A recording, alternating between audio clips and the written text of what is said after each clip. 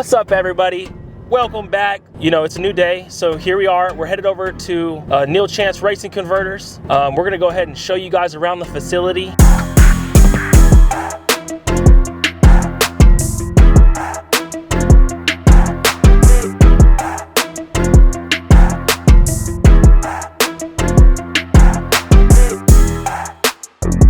What's up, man? On video to comb my hair today.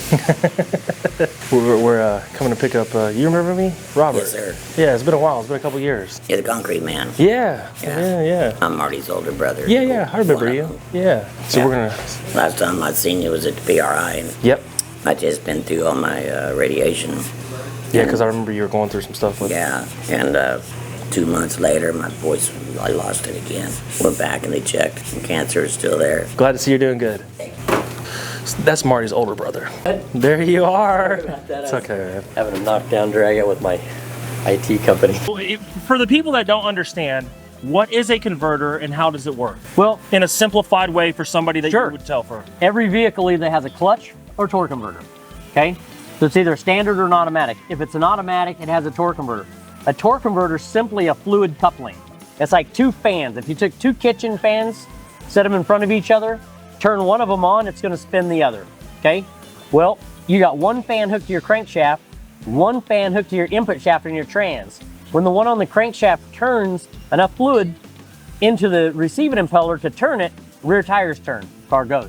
That's why with an automatic transmission, you can pull up to a stoplight, stop the vehicle, but the crankshaft's still spinning. What's exciting about it is one, every piece of the converter is brand new. And because it's our ProMod big bore version, we have nearly 1,000 different stators. You heard me right, nearly 1,000. Most converter companies, if they make 5 or 10 stators, they're patting themselves on the back. We make nearly 1,000 for this one converter. So it was just natural to go, this is what we ought to build our new format on the 4L80 and the 6L80 because that's such a huge platform. And it's not uncommon today to see a 3,000 horsepower drag and drive car running a 4L80. We have 14 CNCs. 2 of the CNCs, 5-axis, all they do is make stators.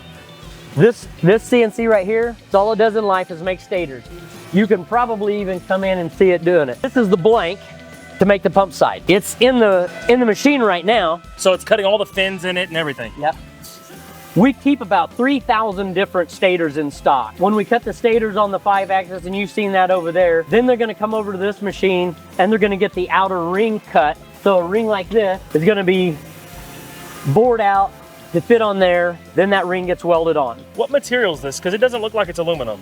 Nope, this is steel. Okay. All of these right here are steel. We got 2 5-axes. One cuts aluminum stators all day long, one cuts steel stators all day long. Wow. Okay. And the difference between an aluminum stator and a steel stator is just going to be pretty much the application? The aluminum can't take the heat. Okay. So if it's something that goes on the trans brake really high, if it's something that has a turbo in it, you got to have steel. If it's this is a big window. See how long that window is compared to that? Yes. Okay, so the leverage right here is probably 200% of what it is right here. So this long blade stator pretty much has to be made out of steel because when you're on the trans brake, if it's aluminum, you might bend that blade down. And then the whole converter will just be trapped. Yeah, then you can damage the whole thing. Here is where we build the turbines. We probably have somewhere around 20,000 turbines in stock. So in order to make the turbine and the turbine hub run true to each other, we use an old turret lathe that we've modified so we can use a pie jaw here to center the turbine.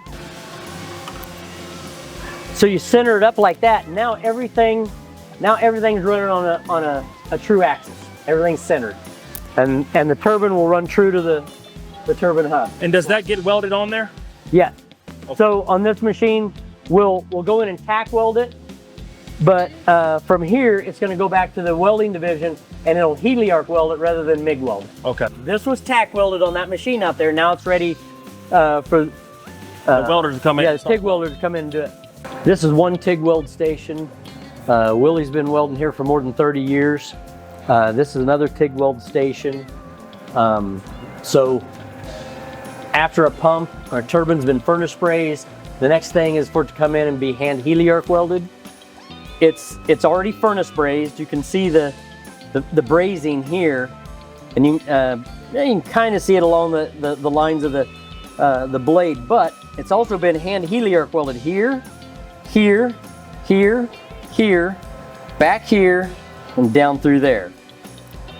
And there's 28, 29 blades in each one of these, and there's 6 welds per blade. So that's a lot of welding per turbine. A lot of welding. And this is practically almost, it's pretty much TIG welding in a way? Yes, this is TIG welding, yes. Okay, and then so how long does it take for someone to weld one of these? About an hour. An hour, a whole hour, and that's just straight, nothing but weld. Yep. Okay. So you're the welder. It's a little warm. You enjoy it? That's awesome. That's awesome, man. What got you into converters? I mean, obviously... Okay, I grew up in my dad's racing transmission shop, Neal Racing Transmission. I went to work for my dad when I was 12. At 12 years old, I was the R&R guy. That's the guy that pulls the transmissions out and puts them back in, which back in those days, we didn't have a lift. At 12, I pulled the transmissions out and put them back in. At 13, my job was to tear the transmissions down. And at 14, I was building transmissions. By the time I was around 16 years old, my brother got my dad to buy a lathe where we could cut converters open, play with converters. And once we started messing with converters, I didn't want to touch the transmission again. I'm done.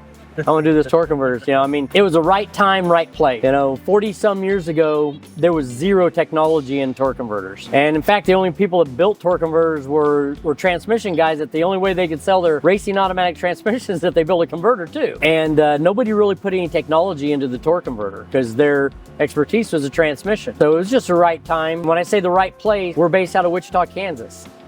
Every aerospace in the world is in Wichita. I mean, Boeing, Cessna, Learjet, McDonnell Douglas, Fuego, Beechcraft. If it's aircraft, they're here. That means everybody here is either a CNC machinist or an engineer. So technology was easy to get our hands on. So that's what got you into it. Obviously, you guys also had a passion for racing. You, your dad, all your friends. And I'm a second generation racer. And in fact, back in the toy room, I have my dad's Corvette funny car from 1969.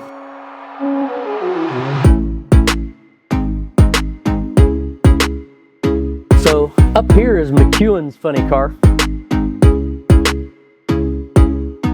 Just tell us real quick what your new hobby is, because I don't know if people that know you know what it is, but yeah. Okay, I mean, I've been in drag racing for 40 years, but in 2019 I had a stroke and the doctor said I can never drive a car again.